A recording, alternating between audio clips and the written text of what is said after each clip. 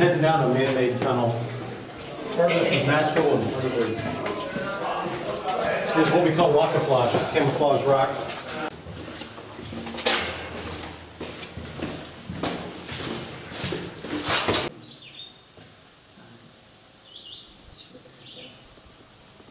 We open officially May 1st and we go to the end of October. Sometimes they take reservations ahead of time. We're really restricted to those months because of the weather. We get a lot of winter. It's hard up here. But we're basically open 9 to 5.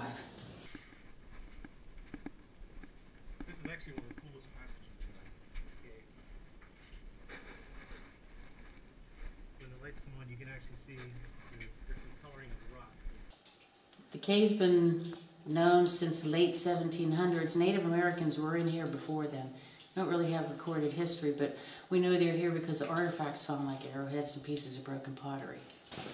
For over 17 years, here's some of this. They have been digging in an area that geologically shows a lot of promise. They opened up an area, Cales Canyon, and then from that period on, 17 years, we worked in another area, and last March 3rd, we opened up a new passage. We broke into it. And that's important. Of course, it was exciting to find a new passage, but what was really important about it, it shows that we understand the cave. Geologically speaking, there's a lot more out there. This cave's going to get a lot bigger. You just got to keep working at finding these areas. We'll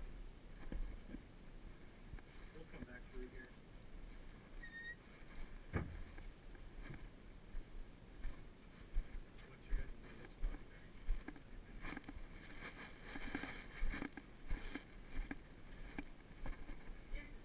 These are joint-controlled passages. Caves form in different ways, but it's always limestone. The big caves of the world are always formed in limestone. And it's because how limestone is weathered by spring water, and that's why you get the big ones in this kind of rock. But these are joint-controlled passages. And in every passage, you're going to see some sort of fracture that leads to the surface. And this is the pathway for water to come in and start the weathering of the rock that's going to eventually open up a passage. Streams flow through these areas too, and wash out remnant sand and anything left behind. This is the older part of the cave. No more streams flow here. If you go deep in a cave, though, the cave is still developing. There's still a lot of streams flowing.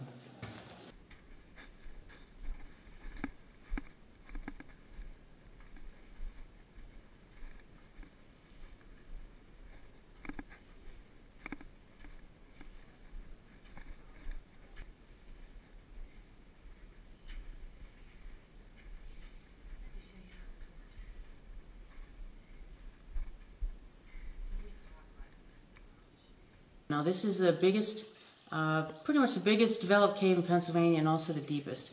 At the deepest point, the cave drops about 446 feet. So those trips, the lower cave trips, go all the way to the bottom. That's about 2.5 hours for that.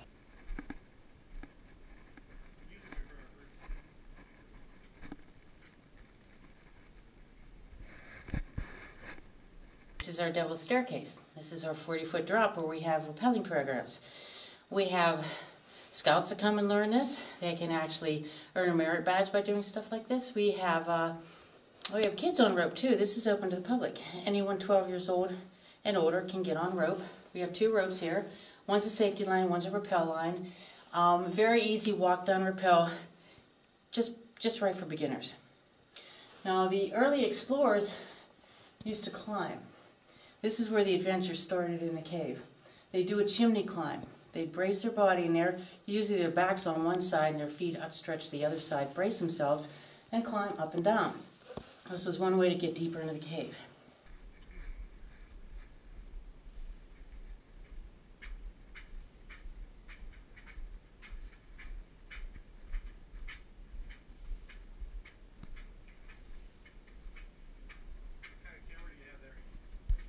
This is one of the most unusual landmarks in the entire cave. It's a pillar of stone that's been left behind. And what it's doing is it's supporting itself by its base, and that's the only place it's touching. It's not touching the ceiling at all. It's not touching the walls. It's totally self-supporting.